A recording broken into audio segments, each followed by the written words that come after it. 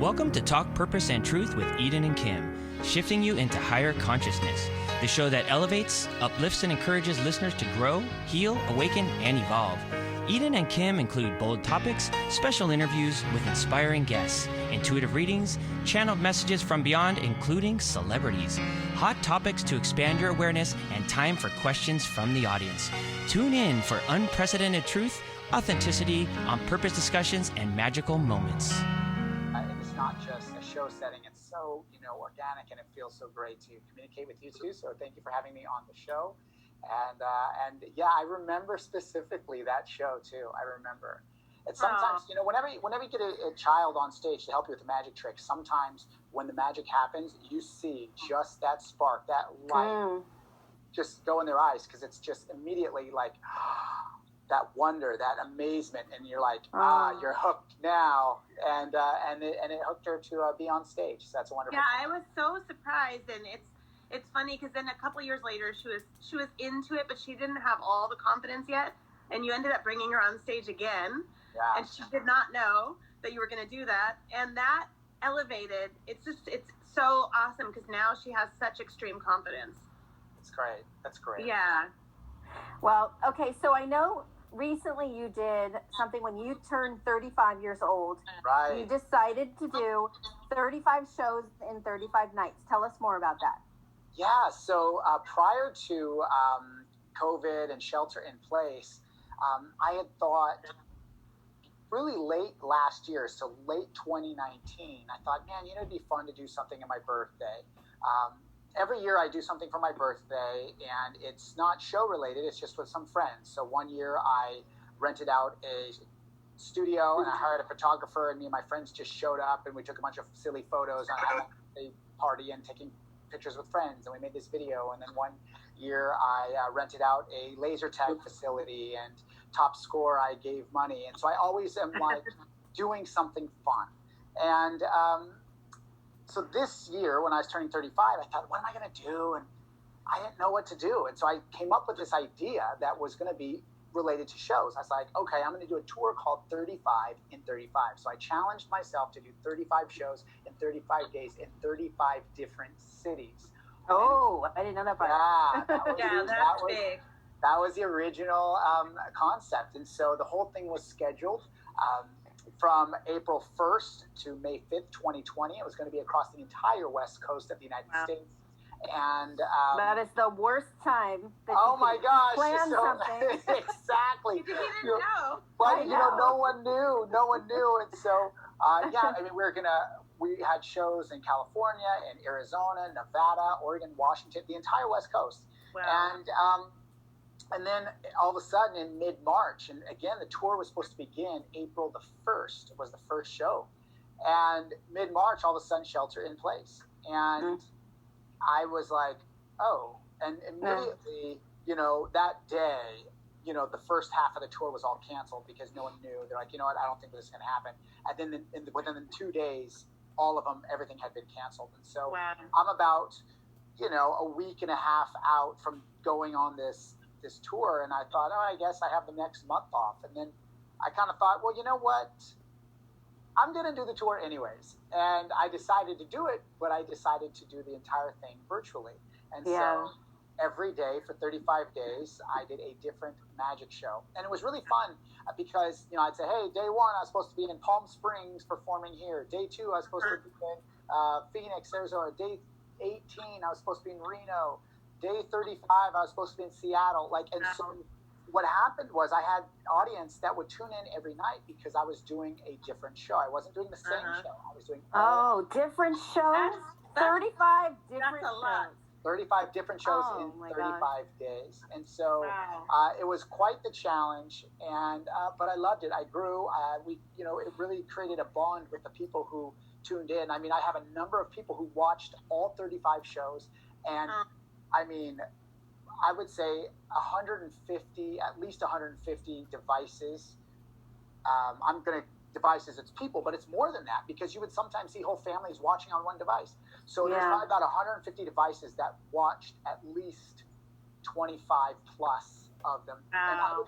And I would receive, and the coolest part was I would receive emails and messages on socials every day, literally every day, from people saying, thank you so much for doing this. Our family looks forward to this every single night. My kids ask me, is it time for the magic show? Is it time for the magic show? And, it really gave some normalcy. And as school was supposed to be ending, because that was still before summer, it gave kids something to look forward to, and it gave families a reason to come together and enjoy the time, even though in this really time in their life where there's a lot of unknowns. And so I was able to kind of create a community of people that were just enjoying magic and enjoying the shows that I was performing, and it was great. Loved it. Wonderful and amazing experience. And you won the Courage, right? Yeah, and so then, so CBS, they were looking for creatives during shelter in place, and they're looking for, what were interesting things going on. And so they had submissions from all over the country that were coming in of like, oh, this comedian's doing this musician is doing this actor is doing plays out of their house, and you can watch the whole Shakespearean, it was like a bunch of cool things. And then I was submitted. Someone actually submitted me and said, hey, you should take a look at this guy and see what he's doing. And so I didn't know, but they tuned into one of my shows and one of the nights, and they saw, because what we ended up doing, and this is it was really fun, is I was supposed to do a show at Santa Clara University for their Harry Potter club. Oh. They were recreating like one of the balls in one of the movies. And so I was going to be the featured performer. And so I said, well, this day was supposed to be a Harry Potter themed show. So we're going to do a Harry Potter night. So everybody dressed like wizards. And we did a Disney themed night. We did a Harry Potter themed night. We did formal nights where I said, hey, we're going to start the stream early. We do candlelight dinner. People from all over the world have candlelight dinner. We'd have dinner together. Everybody suit and tie. I would dress in suit and tie, and then we'd have this nice dinner, and then I'd start the show, and everybody's dressed up nicely. And so we had all these themed nights, and they tuned into one of the themed nights, and they're like, wait, there are people from all over the world that are having candlelight dinners with you before your show. And that's amazing. Yeah, it was really amazing and incredible. And so they emailed me and said, hey, we want to present you this award. So I was one of 6 to receive a award for creativity during shelter in place, and the magician. They had a couple singers, maybe an actor. So it was amazing. Right, and then it shifted, and you started offering shows virtually and donation only. Yeah. And I want to ask, it's kind of part of the next question where you could go into that, because I remember we had a conversation, and it really impressed me because you said there's a lot of people out there right now that feel or have lost their mojo, their career, their purpose, whatever it may be. And it's really important to not only make money, but to express yourself, because if you don't express yourself, you're kind of, dying inside and you're feeling low. And so you were talking to me about how you knew somebody who kind of was like, forget it, everything's done. I did a show, now there's nothing. And you were like, oh, no. I'm going to think outside the box here. So talk about that. Yeah, so what ends up happening is as I was doing these shows in 35 and 35, and I started, small and grew. So at the end of the last days, day 32, day 33, day 34, I started doing the big illusions, and I did my underwater escape, and I'm doing this live stream, and people started tuning in and just were really, really interested. And so during that time, as they saw all the energy and the effort that I was putting into doing these shows, I had many people say, how can we support you? Do you have any, can we Venmo you? Do you have a Patreon? And I said, I don't want anything, just keep watching. And that's really what I was saying, because again, at the time, it was April for the majority of this. And April was the month, all the shelter in place happened at the end of March and in April. And it's like people lost their jobs, people didn't know what's going on. And I kind of felt, how could I ask people to pay me to do magic shows right now when they actually need something to look forward to in life? And so I didn't ask for anything. And what I realized afterwards, and I had other magicians, it's not that I didn't lose a lot of, of my gigs. I had a lot of shows lined up for the entire year. Usually I book months out between casinos and theaters and cruise ships. Right. So I was booked all the way out. And, I didn't have that, but I thought, well, I can either sit here and just kind of wait it out, or I can be productive and that was a blast.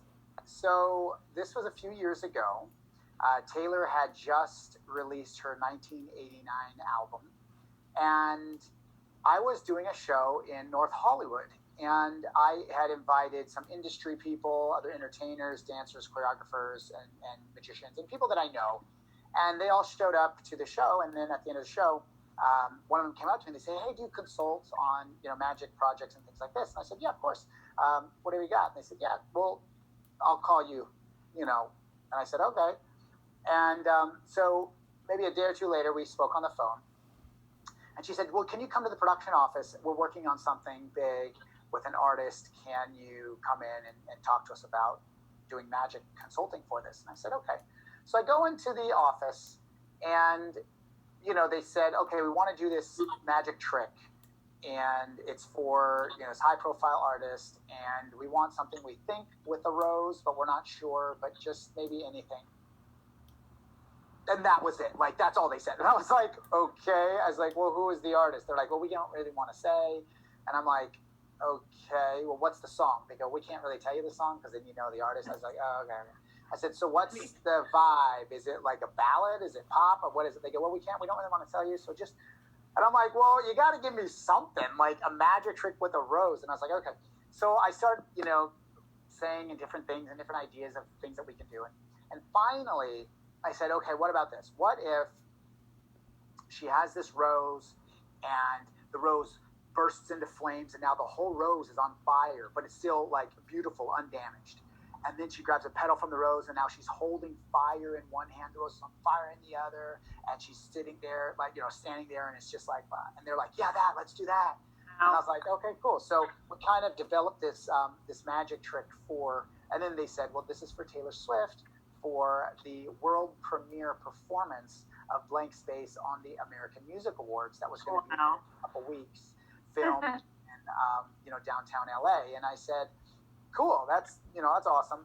And then it's going about how do you actually create this special effect and this magic trick, and we're on a time crunch. Were you like jumping up and down, going, "Oh my god, this is huge," and then you went, "Oh wait, I gotta." Oh, what I always say whenever I work with, I work with teams of people, and sometimes you have an illusion designer and a builder and a fabricator, and then whenever you work with a team, I'm always like, I kind of hate the fact that I always have to run the last leg, because I'm the one performing it, and so I have to make sure that it works for the audience. Not just come up with the idea, not just build the thing, but actually make it work for the audience. And so, it's always kind of a tease. And so, there was a little bit of, it was exciting to be a part of, to do something that was going to be so huge, and something that turned into an iconic image. But there was okay, I really have to get this down, and what is the best way in which to do this? Mm-hmm. And also safety is key. That was huge. I mean, I really, really was adamant about safety because, I was like, okay, listen, in my liability release waiver, make sure Taylor isn't like, spraying up with Aquanet, like I just, I was like, we want to make sure she's good. And so, so safety was key because she was going to be the one manipulating the fire. She was going to be the one that's in hands. It's not just me, which I am familiar and comfortable with these gimmicks and with these processes and these magic effects already. It's someone else that I have to train to be comfortable with. I wouldn't be able to do it. I wouldn't be able to produce the show. I wouldn't be able to put it together. That I'm basically just the talent, that I didn't have the other half of the equation to put a show on. And I took that as a challenge. I mean, I really did. And so I named my show Impossible, but I highlight that it's actually two words put together. So the very word impossible actually says I'm possible. And if you surround yourself with good people, people who truly want the best for you and don't want anything from you other than just encouraging you along the way, you will be able to accomplish great things. And one of the most, the biggest benefits and biggest privileges that I've had in life is I've had a supportive family. My family, we didn't come from means. We didn't have anything that put us ahead of the pack in any other way. But the fact that I was encouraged my entire life is the difference. That's the game changer, right? And so I call these shows now virtually impossible because we're doing it on the virtual platform. But it still has the same thing. It still rings true, is that especially more now than ever, actually, I think that it's relevant because everything going on with shelter in place and people not being able to work and people having to deal with health issues, personal issues, depression. There's a lot of other things that are all involved in all of these, in everything that's going on in the world today. And it's so easy to be sucked into this, like, oh my gosh, the world is different. I can't function. I'm now victim to the environment, which have nothing to do with me. I can't go outside. I don't feel safe. Like, there's all those negatives. And I get all that. And with respect to everyone who is dealing with heavy problems, there is always another way to at least view and assess your place in it. And so for me, I know a lot of entertainers who just go, well, I lost all my shows. I don't know what to do. And they're like, well, I don't even know how to do a virtual show. And it's like, well, neither did I. But if you do it and you find people and you give them something, to me, I'm giving magic. I'm giving my time. I'm giving my energy. I'm giving the talents that I was given. That's really innovative what they're doing. And you don't even comment. And it's like, you never know. You speak these words of encouragement to somebody. It might light them up and give them a spark and an idea.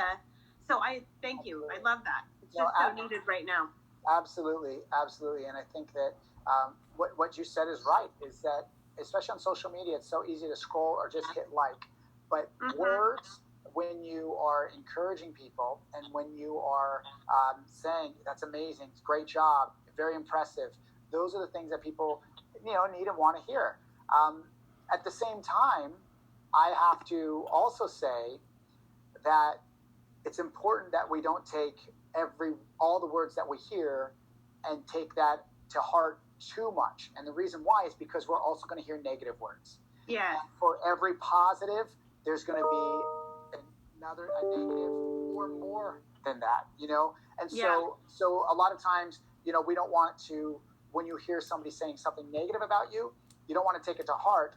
But what that means is that when people are paying you compliments, don't take it too hard, too close to heart and head, and then you grow your ego. So you have to really be in check with that stuff.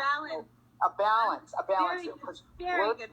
Yeah, words are important, but only put weight and value on the words that are encouraging, I suppose, might be a better way to say it. Yeah. We don't want to put value in words that are tearing us down. We want to put words and value that are building us up. But that value comes from yourself and comes from your heart. People close to you who are actually the ones that love you the most. And everyone wants to be loved, and first and foremost, make sure that you surround yourself with people who love you, that want the best for you, and you'll do great things. Absolutely. I have a saying, be around people that sue you, and then people are like, what? And it's support, uplift, and encourage you. Oh, yeah.